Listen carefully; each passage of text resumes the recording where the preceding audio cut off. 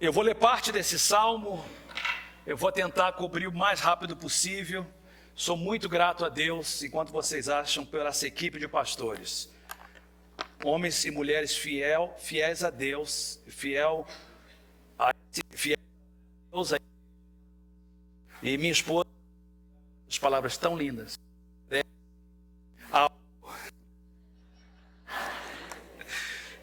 É mistério. Salmo de número 51. Bem-vindos a todos que nos visitam essa manhã. Salmo de número 51. Note que tem uma introdução importante, porque ela serve de contexto ao salmo. Diz assim: para o mestre de música, salmo de Davi. Ou seja, era um hino, porque era para o mestre de música, o Fernando, que é o mestre de música da igreja, o Walter. Escrito para ser cantado, é um salmo de Davi, ou escrito por Davi, ou em honra de Davi. E que foi escrito quando o profeta Natã veio falar com Davi depois que este cometeu adultério com Batseba.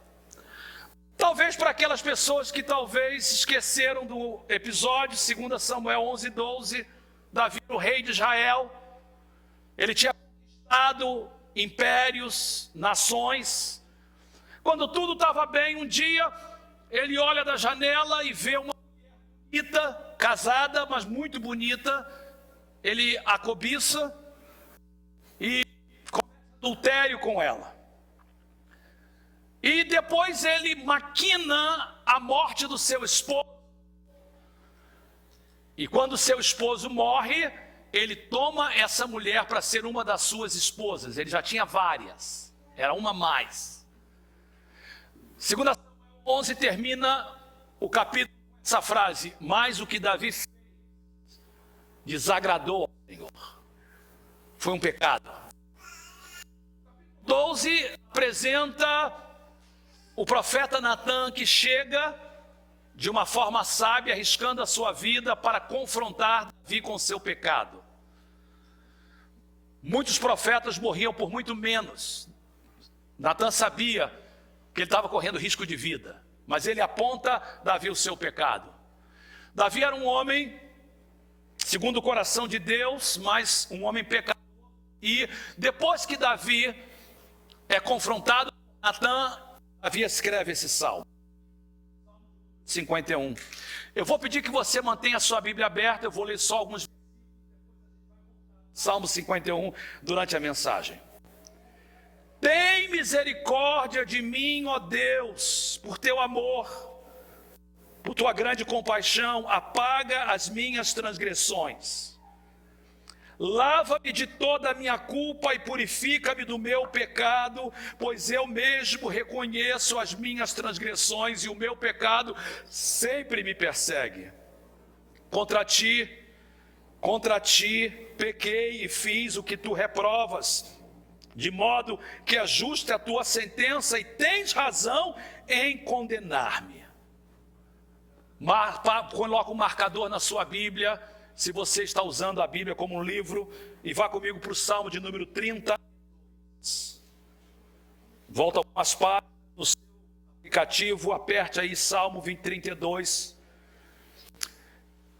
E o Salmo 32 nos informa que também é um salmo davídico, um poema. Em algumas Bíblias aparece a palavra il. Significa para instrução, é um salmo didático. Foi escrito com o propósito de ensinar. Ensinar o quê? Ensinar a respeito do problema do pecado. Verso de número 1, como é feliz aquele que tem as suas transgressões perdoadas e seus pecados apagados. Eu leio na NVI.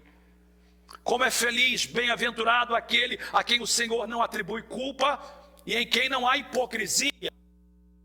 Eu mantinha escondidos os meus pecados, meu corpo definhava de tanto gemer, pois dia e noite a tua mão pesava sobre mim. Minhas forças foram se esgotando como em tempo de seca. Note que em algumas Bíblias diz selá ou pausa, é para parar e refletir. Então, reconheci diante de mim o teu pecado, o meu pecado, não encobri as minhas culpas. Eu disse, confessarei as minhas transgressões ao Senhor, e tu perdoaste a culpa do meu pecado. Selá, pausa, pensa. Portanto, que todos os que são fiéis orem a ti, enquanto pode ser encontrado. Quando as muitas águas se levantarem, elas não os atingirão. Tu és o meu abrigo, tu preservarás das angústias e me cercarás de canções de livramento. Pausa. Eu o instruirei e o ensinarei no caminho que você deve seguir. Eu o aconselharei e cuidarei de você. Não sejam como o cavalo ou o burro que não têm entendimento, mas precisam ser controlados com freios e rédeas. Caso contrário, não obedecem. Muitas são as dores dos ímpios, mas a bondade do Senhor protege quem nele confia. Alegrem-se no Senhor e exultem, vocês que são justos. Cantem de alegria, todos vocês que são retos de coração. Amém. O livro de Eclesiastes é um livro de sabedoria. Não sabemos exatamente quem escreveu antes da Bíblia, foi Salomão.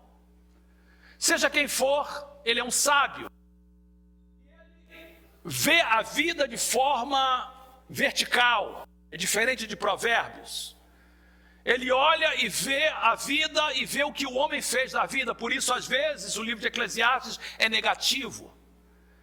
E no capítulo 7 de Eclesiastes faz uma afirmação muito importante. Ele diz assim: eu cheguei a esta conclusão. Deus fez os homens justos, mas eles foram em busca de muitas intrigas. Almeida coloca, eles foram invenções. Ou seja, o sábio diz o seguinte: Deus fez o mundo e o ser humano, a raça humana, justa. Mas os homens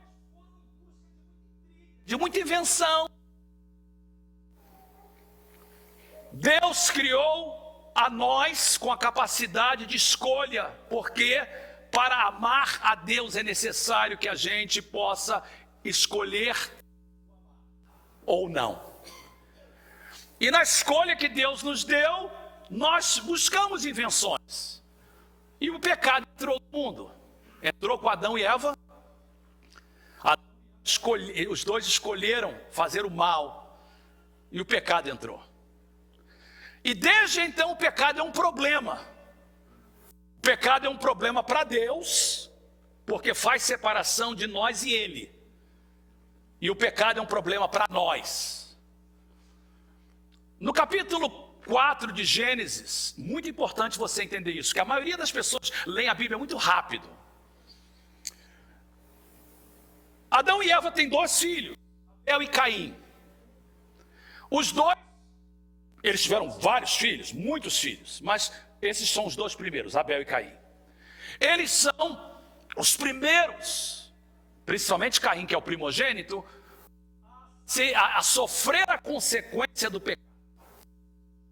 A história, os 2 oferecem um sacrifício para Deus, Deus aceita o de Abel e de Caim. O que eu vou ler para vocês aconteceu antes de Caim matar Abel, não depois, antes de Caim matar Abel. Depois que Deus rejeitou o sacrifício, Deus disse para esse versículo, mensagem. Deus está dizendo para Caim, para nós, se você fizer o bem, e é uma pergunta, se você faz o bem, não será aceito? Mas se não o fizer, ou seja, se você e eu escolhemos fazer o errado, saiba que o pecado ameaça a porta. Ele deseja conquistá-lo. Mas Deus diz para Caim, você deve dominá-lo. Olha que verdade. Se a gente escolher obedecer a Deus, fazer o que não é certo, a consequência é que o pecado vai ficar à porta, pronto para conquistar a nossa vida. É um problema terrível. Você não pode se entregar ao pecado. Eu gosto de uma outra tradução que diz assim: se tivessem feito o que é certo, você estaria sorrindo. O que quer dizer isso? Se você escolher fazer certo, você vai ficar feliz. Você vai sorrir, porque você será bem-aventurado, abençoado. Deus diz para cá: você agiu mal. Você escolheu errado. O pecado está à sua espera. Ele quer dominá-lo, mas você precisa vencê-lo.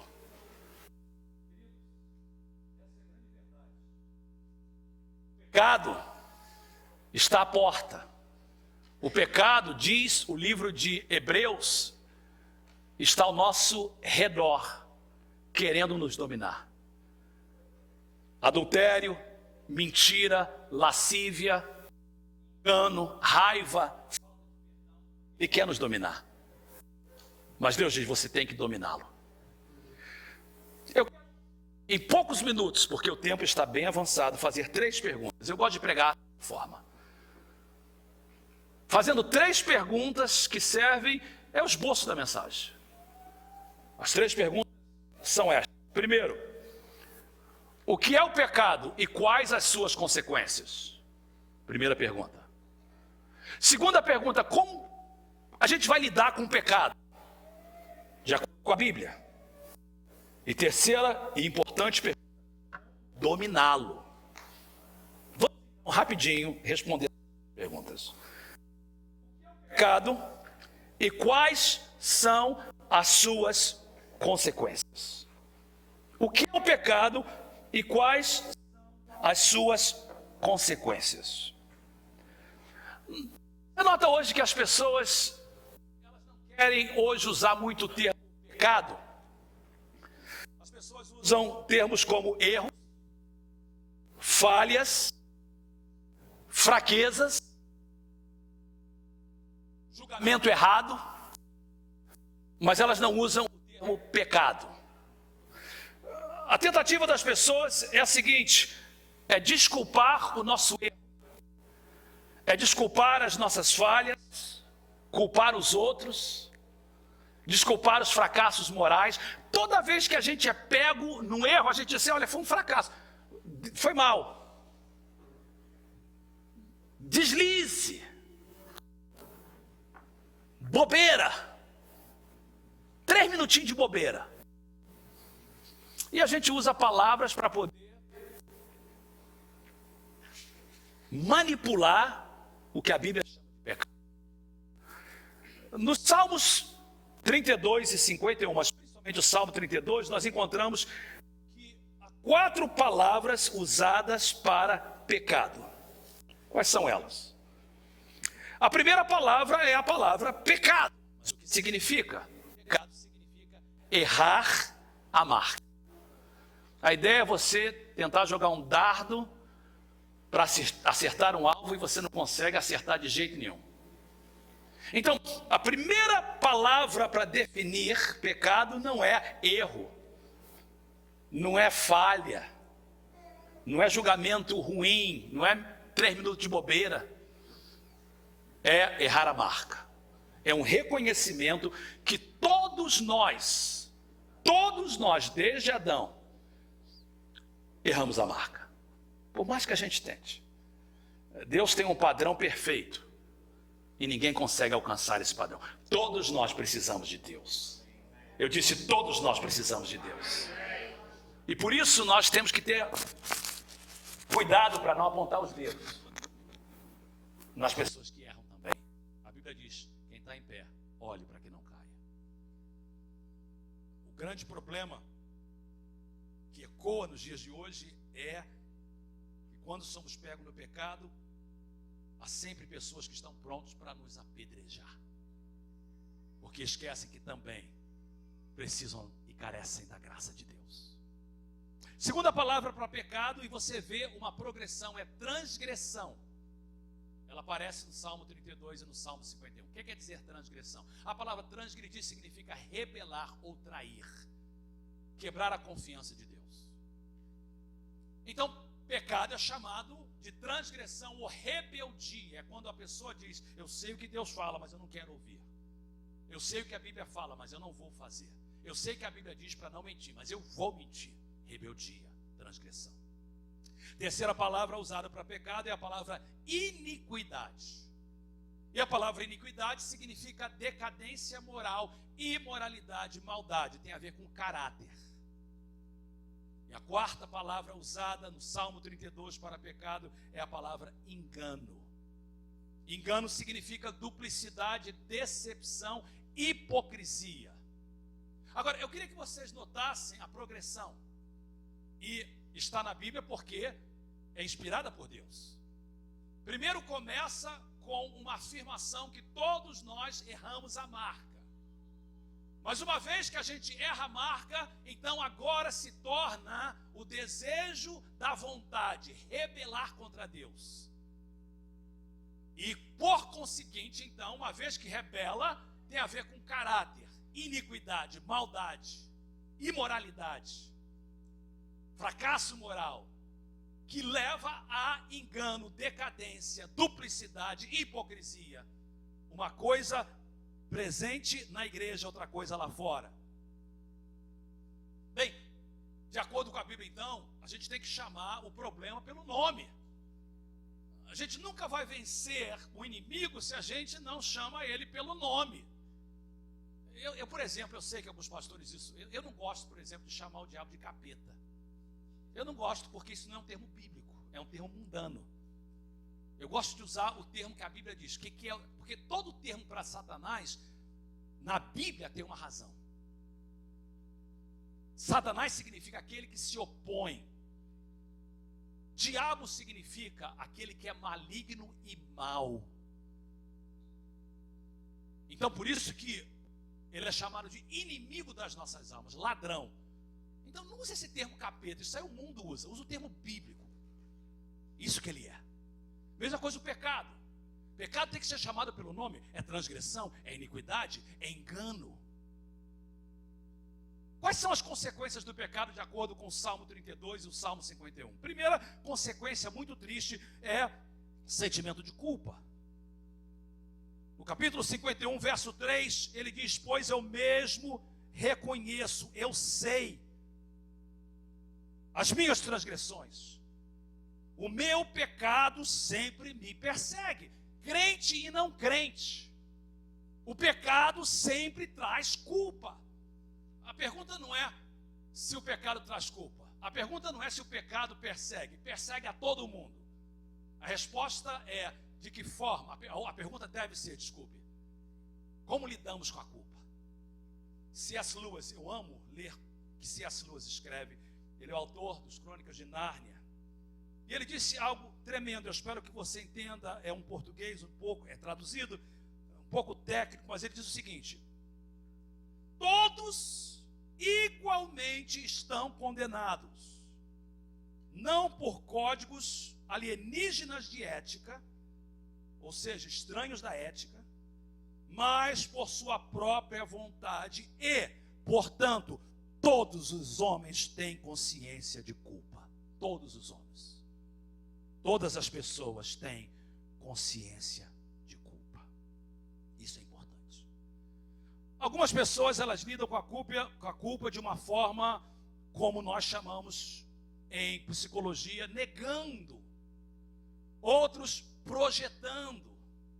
Outros justificando. Outros explicando. Mas todos nós temos esse sentimento de culpa. E o sentimento de culpa é aquela preocupação, insatisfação, infelicidade, porque nós sabemos que fizemos alguma coisa errada. Criança tem sentido. Você vê uma criancinha, a mãe fala assim: não vai lá, filhinho, Joãozinho não vai lá, Joãozinho não vai lá, Joãozinho vai. Aí você olha para ele, a carinha dele diz que ele está culpado. Sentimento de culpa.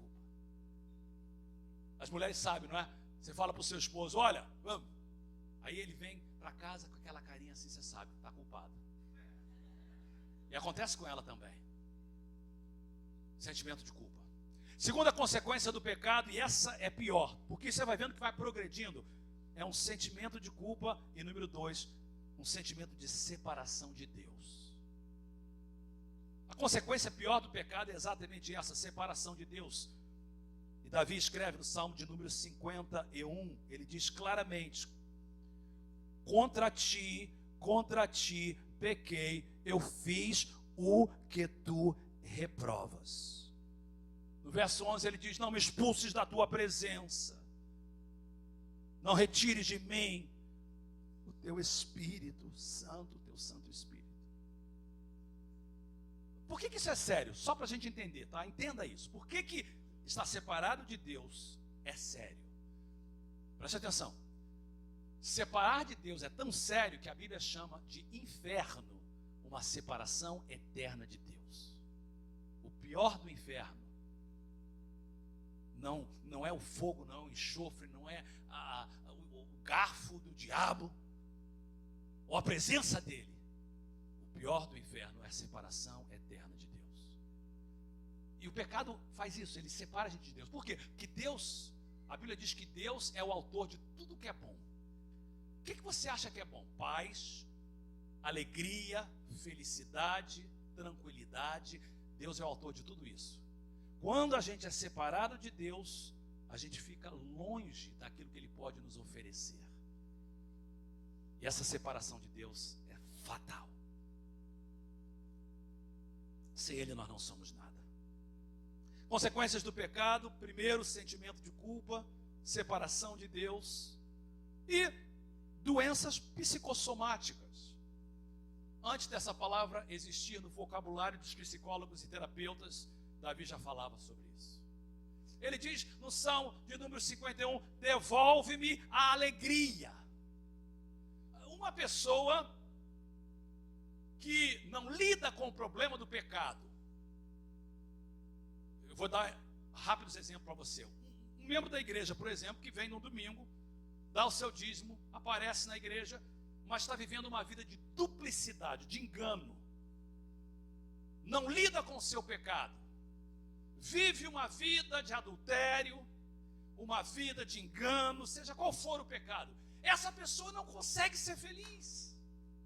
Ela vem para a igreja, ela vê todo mundo feliz, mas ela não consegue ser feliz, porque o pecado tira a alegria da gente. A alegria é um fruto do Espírito.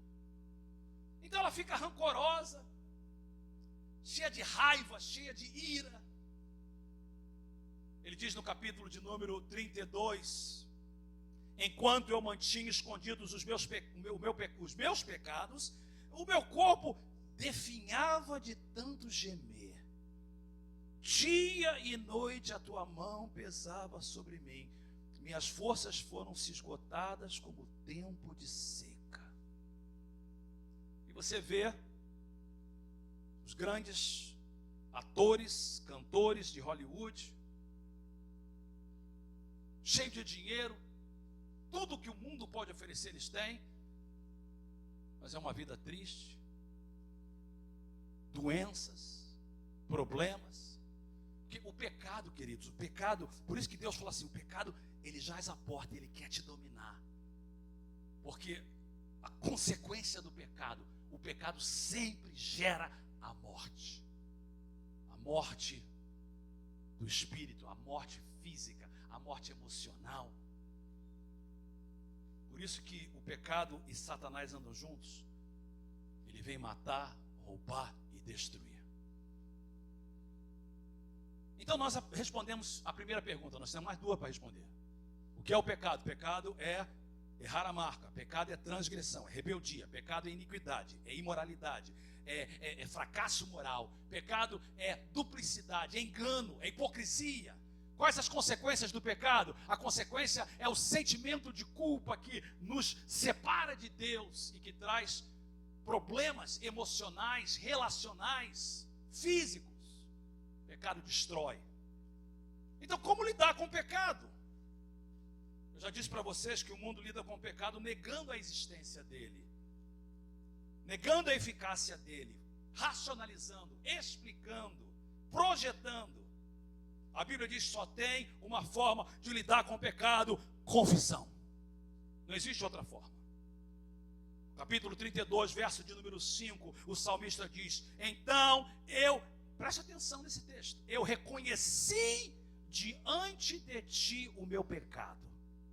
Eu não encobri as minhas culpas, eu não racionalizei, eu não expliquei. Eu confessei as minhas transgressões a ti, Senhor, e tu perdoaste a culpa do meu pecado. Pausa. Só tem uma forma de lidar com o pecado: confessar. No livro de 1 João, Enoch citou quando ele dirigiu o louvor, capítulo 1, verso de número 9, diz: se, e é condicional, se confessarmos os nossos pecados, Deus, Jesus, é fiel e justo para perdoar os nossos pecados e nos purificar de toda injustiça. Mas tem que confessar.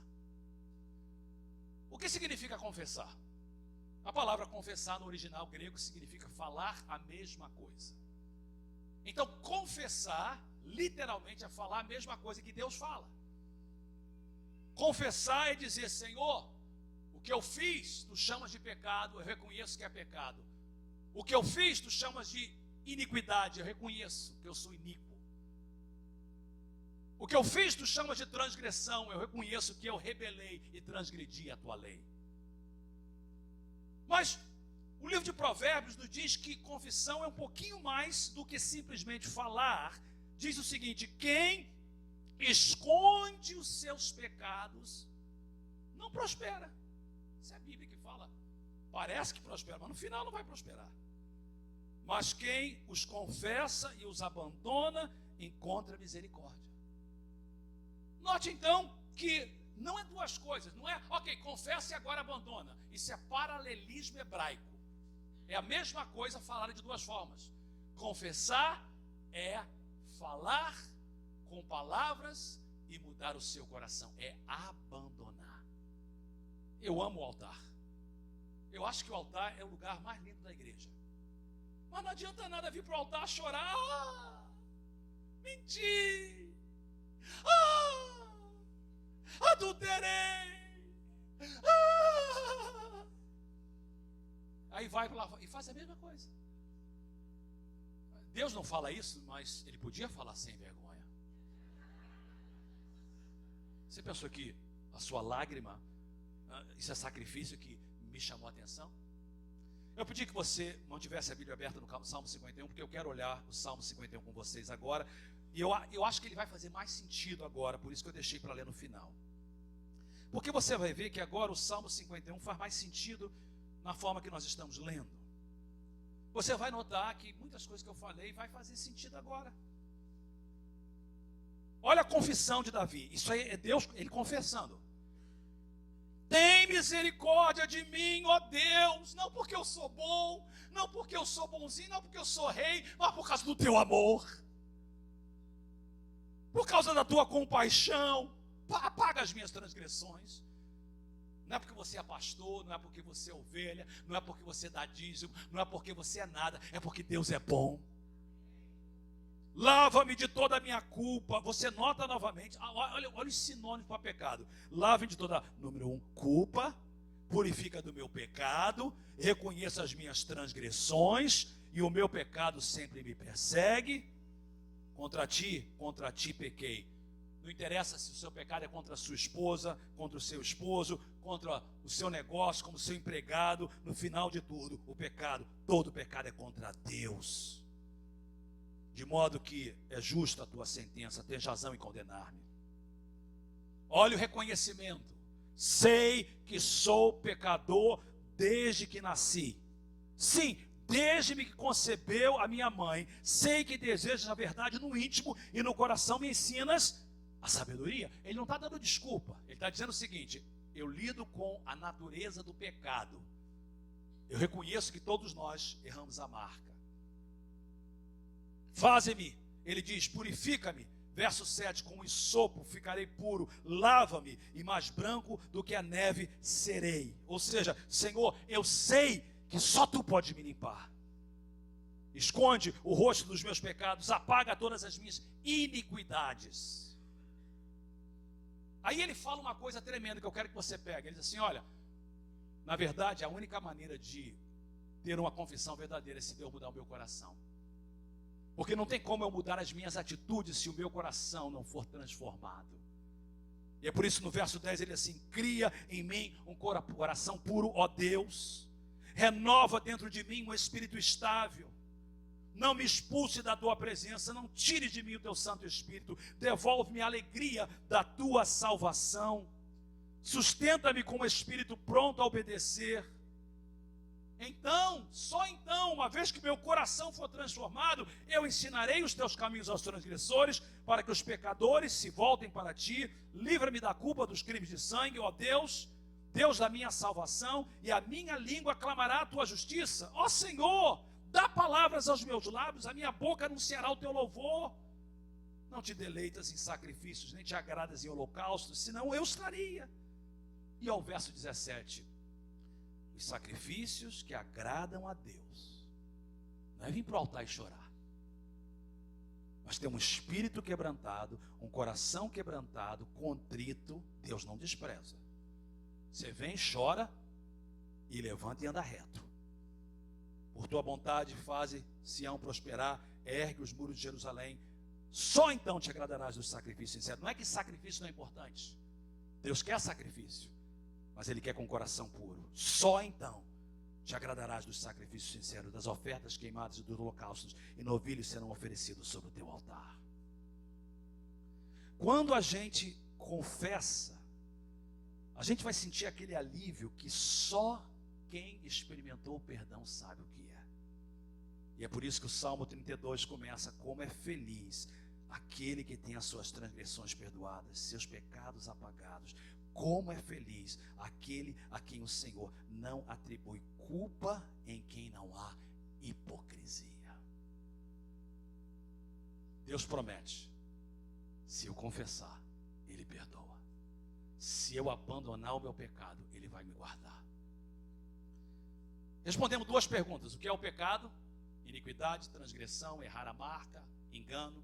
Consequências: culpa, estar longe de Deus, doenças psicossomáticas que afetam toda a nossa vida, o nosso relacionamento.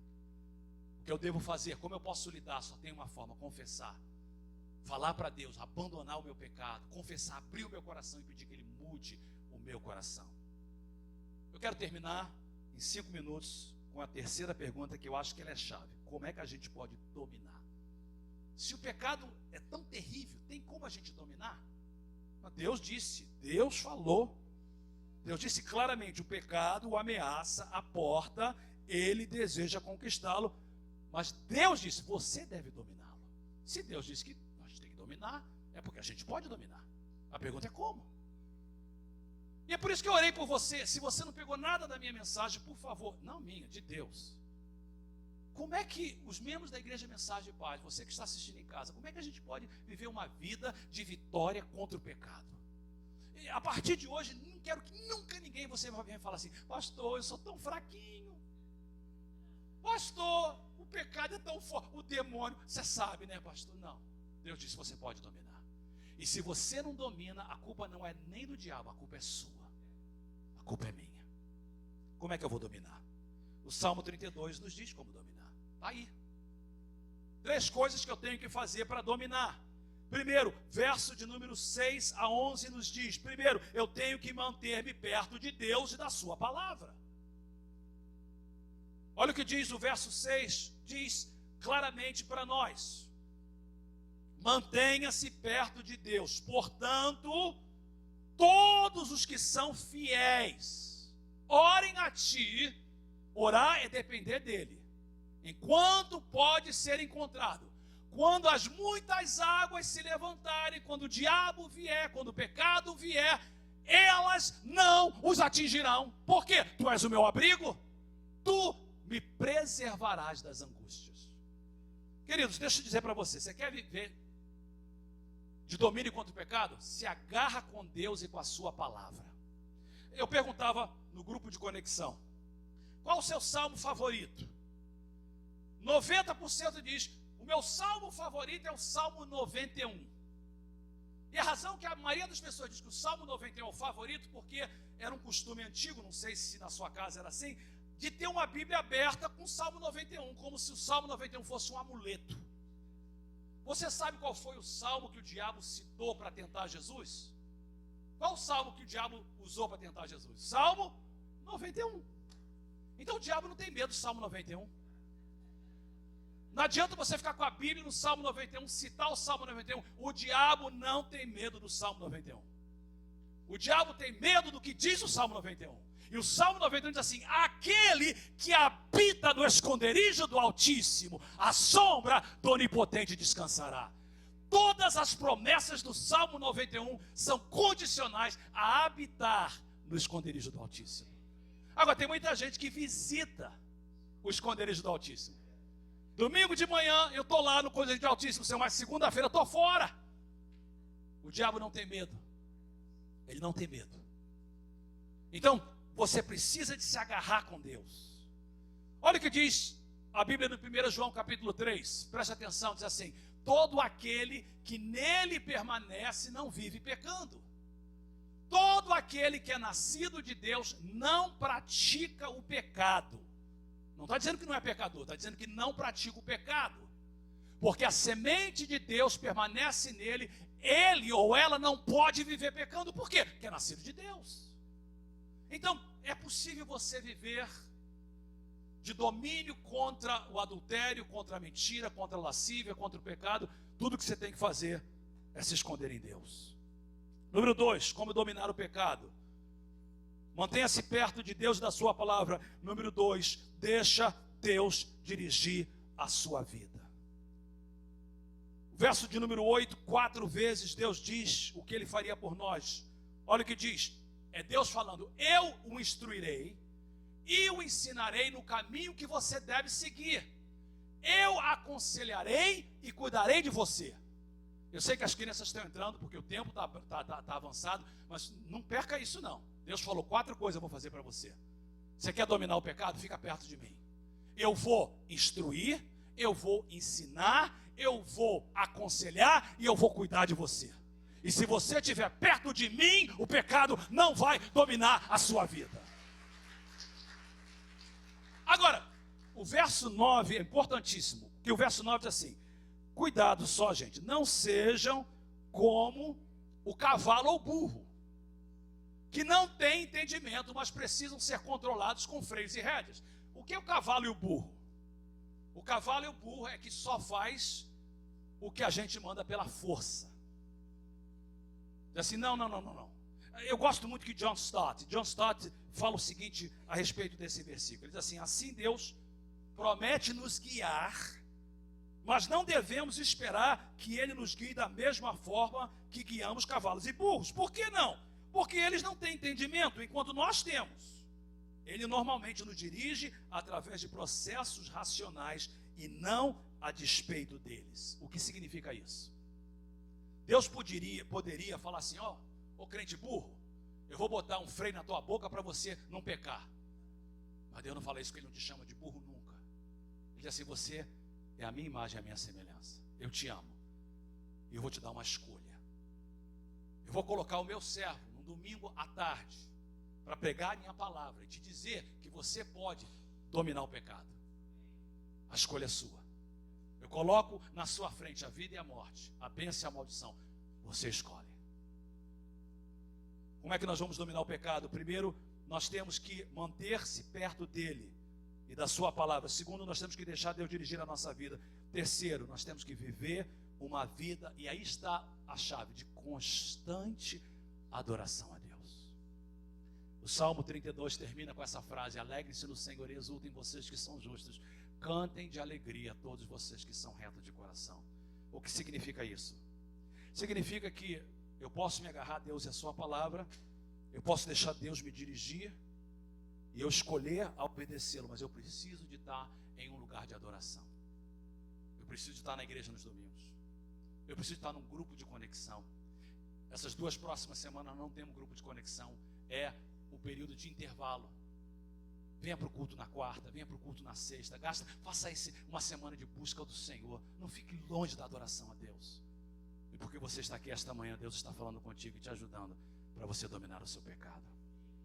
Eu queria que todos ficassem de pé nesse momento. Eu queria que o Enold e o grupo viessem para cantar aquele hino, Eu Me Rendo. Hoje nós teríamos um almoço na igreja e eu já avisei, por causa da chuva não terá esse almoço. E semana que vem vai ter esse almoço. A gente vai conseguir o nosso objetivo, mas vai ser um momento lindo de reconhecimento aos membros da igreja pela sua fidelidade. E eu falo isso porque se fosse almoço a gente ia ficar aqui até as 2, 2:30 comendo. Eu vou pedir. Enold perguntava para mim assim: pastor, eu queria fazer uma coisa no louvor. Eu falei assim: Enold, eu estava orando essa manhã e Deus me falou que a gente tem que terminar o nosso culto no altar. São 2 orações que nós precisamos de fazer nessa manhã: oração de arrependimento e oração de ajuda para a gente dominar o pecado. Eu queria que todos fechassem seus olhos, curvassem sua cabeça, por favor, enquanto os líderes do altar vêm e ficam aqui na frente. Nesse momento eu queria que a gente tivesse um momento. Eu vou pedir só um querido, Walter, só um minutinho, querido. Só um silêncio absoluto, só um pouquinho. Porque eu queria que a igreja tivesse um momento de reflexão. A gente já vai cantar. Eu queria que a gente parasse nesse momento e por segundos, não vai levar nem um minuto, a gente pudesse ter um momento de confissão ao Senhor. Um momento de reconhecimento pelos nossos pecados. Um momento de reconhecimento da nossa culpa. Todos nós podemos fazer uma oração de confissão essa manhã. Mas alguns precisam de fazer uma oração de confissão de transgressão, de rebeldia. Tem gente aqui que está vivendo uma vida dupla. Aqui na igreja é uma coisa, lá fora é outra. Aqui na igreja é uma coisa, em casa é outra. No final do culto, os líderes do altar e eu estaremos aqui para orar por você. E você pode vir a nós e confessar e pedir oração. Mas agora é só entre você e Deus. Nessa manhã, eu sei que Deus quer trabalhar no interior do nosso coração. E esse é o momento de confissão mesmo.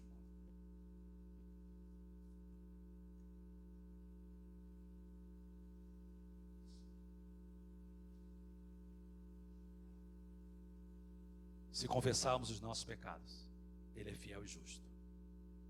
Aquele que confessa e abandona, alcança misericórdia. Cria em mim um coração puro e renova em mim um espírito reto. Pai, eu oro que hoje, agora, o coração de muitos seja transformado. Há pessoas aqui que são membros dessa igreja, mas vivem uma vida dupla. Aqui te louvam, mas lá fora praguejam. Aqui tomam a ceia do Senhor, lá fora se embebedam. Aqui te glorifica, lá fora mente. Nós oramos que haja arrependimento e confissão. Se há problema de adultério, de lascívia, de mentira, de ódio, arranca fora agora. E todos nós confessamos que erramos a marca e precisamos de Ti. Walter pode começar a tocar, obrigado. A segunda oração é para a gente sair daqui dizendo: eu posso dominar o pecado. É 1h25 da tarde, eu vou abrir o altar por 5 minutos. Se você, mãe, pai, precisa de cuidar do seu filho e dar almoço, nós entendemos. Você está liberado para ir embora. Mas se você pode vir aqui à frente no altar, eu quero convidar você. Em 5 minutos nós vamos estar entregando e nos rendendo, enquanto esse canto está sendo cantado, dizendo: Senhor, eu vou sair daqui forte para dominar e não ser escravo do pecado. O pecado está à porta, mas eu vou dominar. Seja o pecado da mentira, da lascívia, da falta de perdão, da raiva, da amargura, da cobiça, do engano, eu vou entregar a Ti nesse momento. Eu quero que você procure um lugar aqui no altar, ajoelhe aqui na frente, se você quiser que alguém olhe por você, se você quer ficar aí atrás, se você só queria pedir que, se você vai ficar no santuário nesses 5 minutos, seja um momento de entrega. Se quiser ajoelhar onde você está, se quiser sentar, mas eu queria que esses 5 minutos fosse um tempo de reflexão. Nós não vamos cantar, só eles vão cantar. E a gente vai estar orando, e eu vou terminar com uma oração final. Vamos abrir esse altar nesse momento. Eis-me aqui. prostrado outra vez, pra tudo entregar, tudo entregar.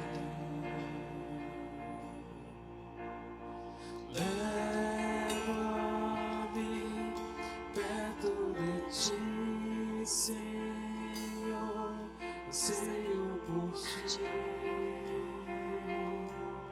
anseio